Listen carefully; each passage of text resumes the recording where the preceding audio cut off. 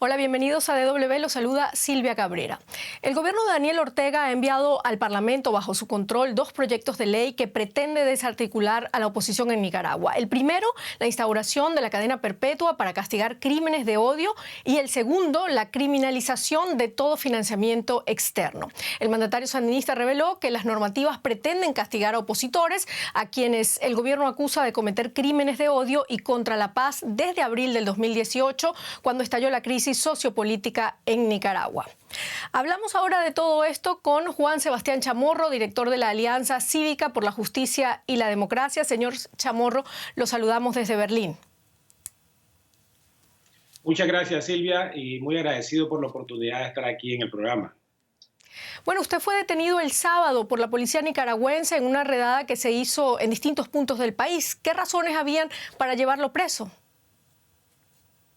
Bueno, en realidad fue una detención en la carretera, no fue una aprehensión de haber caído preso, pero sí 4 compañeros de la Alianza Cívica sí fueron apresados y ellos sí cayeron presos por varias horas. Nosotros estamos haciendo un trabajo político a aproximadamente 225 kilómetros de Managua y fuimos detenidos en la carretera 8 veces, perseguidos por más de 11 patrullas policiales, tratando de obstaculizar, Silvia, el trabajo político que estamos tratando de hacer acá en Nicaragua frente a una dictadura que, como decías en tu introducción, está promulgando leyes totalmente salvajes para el tema de seguir reprimiendo, amenazando a opositores, como es la amenaza que hizo el pasado 15 de septiembre, Día de la Independencia, el dictador Ortega con cadena perpetua para los opositores, violando obviamente la Constitución, porque para eso se necesita una reforma de la Constitución política.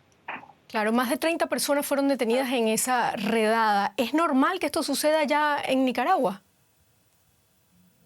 Tenemos 2 años y medio ya de un estado policial que obviamente se venía construyendo desde antes, pero a partir de las protestas masivas de la población nicaragüense en abril del 2010. Sí, aproximadamente en estos 2 años y medio han sido detenidos, caído presos más de 800 personas en todo el territorio nacional. Algunos de ellos han estado en la cárcel por más de un año sin ningún tipo de proceso judicial, simplemente los echan presos. Ese es el estado represivo que tenemos acá en Nicaragua en este momento.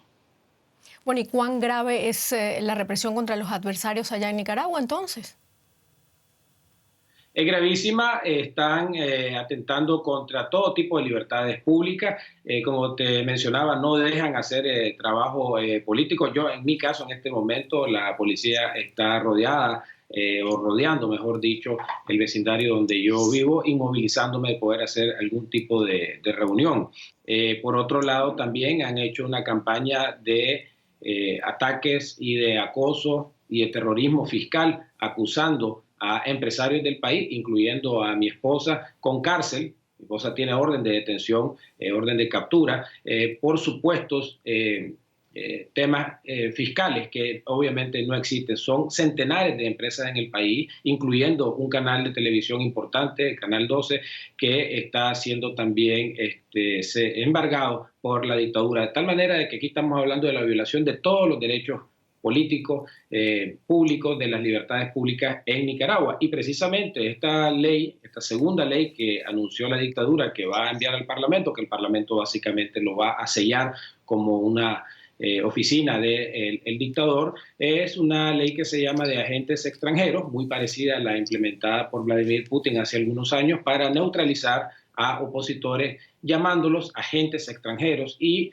a través de esta definición implementada por el Ministerio de Gobernación, lo que ellos hacen es entonces eliminar las posibilidades de participación política. Es una ley confiscatoria, una ley obviamente inconstitucional porque viola derechos y libertades públicas y es una amenaza para los opositores. Sin embargo, nosotros como oposición nicaragüense ya estamos entendidos de cómo juega esta dictadura y no nos va a hacer retroceder, todo lo contrario, esta es señal de que la oposición nicaragüense va avanzando. Mientras más amenaza hace la dictadura, eso significa que le molesta más el trabajo político que la oposición, la Alianza Cívica por la Justicia y la Democracia, está haciendo en el país.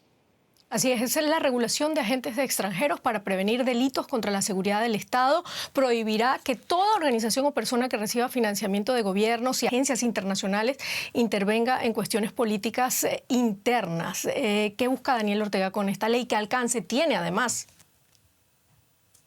Tiene alcances amplísimos porque, por ejemplo, si alguien dentro del ámbito privado y no necesariamente político, simplemente una oficina de abogados, una empresa que tiene relaciones con el exterior, con solo el hecho de recibir recursos del exterior se tiene que registrar bajo el Ministerio de Gobernación como agentes extranjeros. Y si a juicio del Ministerio de Gobernación este agente extranjero está incurriendo en prácticas subversivas o en contra de la seguridad del Estado, básicamente va preso y es confiscado sus bienes y las cuentas bancarias. Por eso es que decía precisamente que es una ley confiscatoria, además de inconstitucional, porque al declararse agente extranjero, la ley hace, o la futura ley que va a ser aprobada, porque así la dictadura cuando manda las cosas al Parlamento, las aprueba el Parlamento, que tiene control absoluto del Parlamento, estos agentes extranjeros van a perder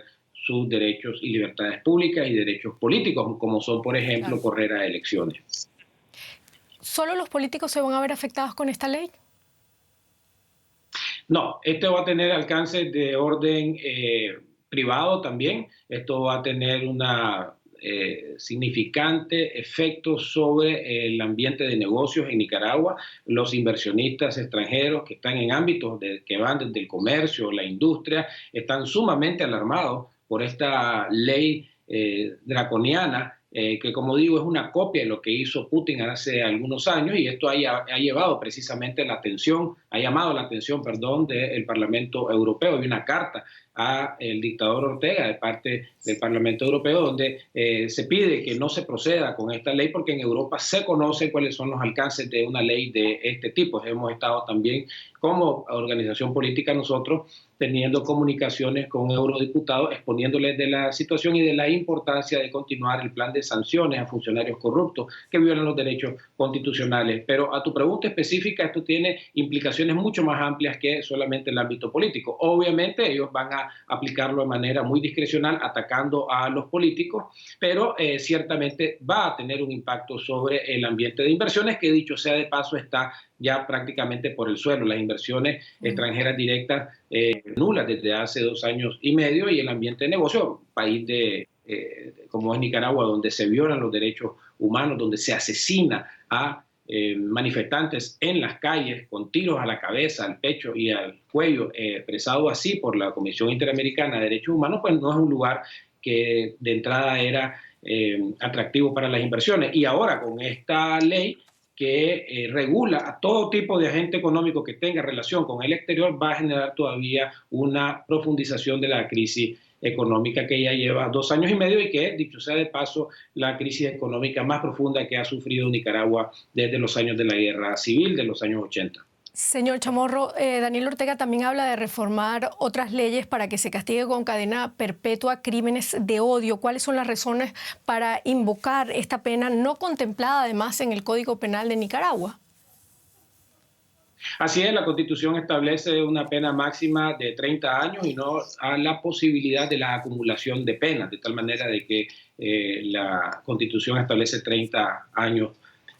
Con relación a las motivaciones, yo creo que más bien esta ley debería ser aplicada a Ortega mismo, que es el principal asesino del pueblo nicaragüense, con los actos de violencia que comenzaron a reprimir las manifestaciones cívicas y pacíficas de abril del 2018. Existe prueba, evidencia clarísima de la utilización de paramilitares en las calles de Managua y otras ciudades del país, donde se asesinaron a niños, y un niño incluso, Taylor Lorillo, de menos de 1 año de edad, hasta personas de la tercera edad. Se contabiliza más de 400 muertos, de tal manera de que si aquí habría que aplicarle una ley de 30 años sería al mismísimo Ortega. Lo que está tratando de hacer con esto es amenazar y amedrentar a las fuerzas opositoras con cárcel. Pero ¿qué es lo que pasa cuando una dictadura se encuentra en una situación de este tipo, promulgando leyes que a todas luces son absurda, básicamente lo que vamos a hacer es a desobedecer estas leyes y no hacerles caso, porque ellos creen que a través de la implementación de estas leyes van a poder ejercer fuerza, pero son tan absurdas que la población simplemente no las va a obedecer. Por eso es que hacemos el llamado al pueblo nicaragüense a desobedecer estas leyes. En medio de esa represión de la que usted está hablando, las organizaciones opositoras se encuentran en un proceso de unidad en la coalición nacional para formar un frente común contra el gobierno de Ortega. Sin embargo, este espacio se ha visto empañado por conflictos y diferencias entre sus miembros. ¿Qué tan graves?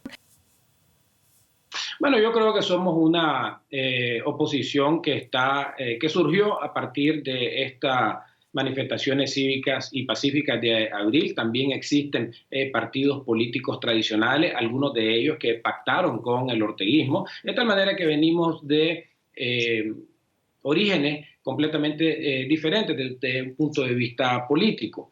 Ahora, es normal que en la conformación de coaliciones, Europa es muy buen ejemplo de este tipo de política. Nosotros tenemos un sistema político, una cultura política más basada en el caudillo, en el dictador. Entonces estamos rompiendo con esta vieja forma de hacer política y creando una nueva que implica la conversación, el diálogo entre distintas partes, de tal manera de que más que conflictos, yo creo que lo que hay son diferencias naturales que se deben de ver en una formación de una coalición. Pero en el fondo sí hay una enorme unidad, y no solamente de las fuerzas políticas, sino también de la inmensa mayoría del pueblo nicaragüense que está harto de esta dictadura que, como digo, ha cometido crímenes de lesa humanidad, de tal manera de que podrán haber, Señor y Chamorro, hay ciertamente.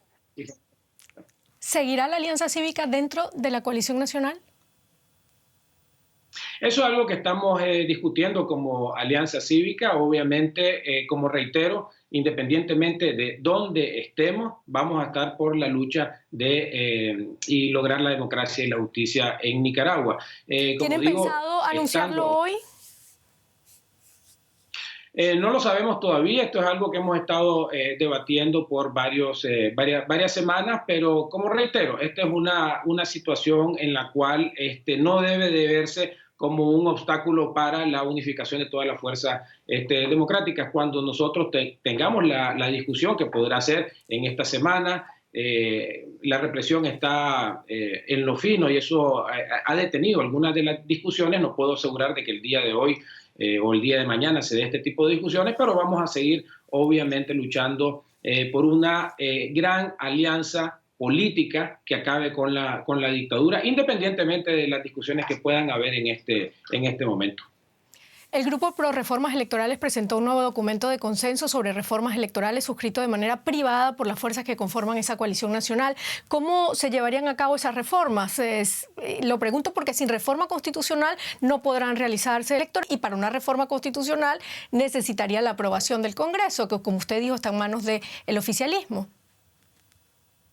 La Alianza Cívica fue la primera organización política que suscribió este listado de reformas que no incluyen exclusivamente reformas constitucionales, Silvia. Existen reformas constitucionales como son, por ejemplo, prohibir la no reelección presidencial, que no puedan correr el cónyuge del presidente y otros temas, pero también existen otras leyes que no están en el ámbito constitucional, constituyen 12 puntos. Principalmente estos puntos están recogidos para asegurar la integridad del voto del nicaragüense que ha sido violentado en la última década. El Consejo Supremo Electoral es una de las principales organizaciones corruptas de este país y necesita un cambio total, y por eso es que se promulgaron este tipo de reformas electorales. Lo que firmamos es una expresión política. La dictadura no ha mostrado voluntad política a avanzar en estas reformas, y por eso es que nosotros le hemos hecho a la comunidad internacional esta presentación para que quede evidencia que de no